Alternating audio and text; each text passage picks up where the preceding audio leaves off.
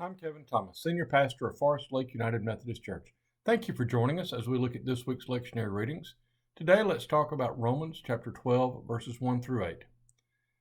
I appeal to you, therefore, brothers and sisters, by the mercies of God, to present your bodies as a living sacrifice, holy and acceptable to God, which is your spiritual worship. Do not be conformed to this world, but be transformed by the renewing of your minds, so that you may discern what is the will of God, what is good and acceptable and perfect. For by the grace given to me, I say to every one among you not to think more highly of yourself than you ought to think, but to think with sober judgment, each according to the measure of faith that God has assigned. For as in one body we have many members, and not all members have the same function, so we who are many are one body in Christ, and individually we are members of one another.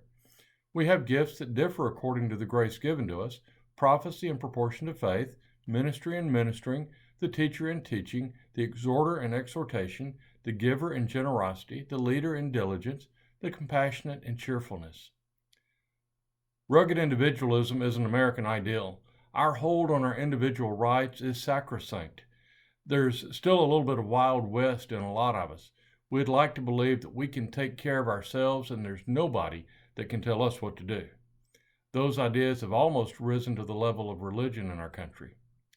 That sense of independence can be a good thing. We should be aware of our rights. I recently taught a course on the U.S. Constitution to a group of scouts working on their Citizenship in the Nation Merit Badge. I wanted them to know how essential it is that we know our rights and the danger of losing them. But rights come with responsibility. My dad, a World War II vet, was fond of saying, "Your freedom of speech ends when it comes to shouting fire in a crowded theater." He taught me not to let my rights infringe on the freedom and well-being of others. Paul reminds us of the same thing. We are all members of one body. The Bible doesn't call us to live independently, but in community. Sometimes, he suggests, we even sacrifice ourselves for the well-being of others.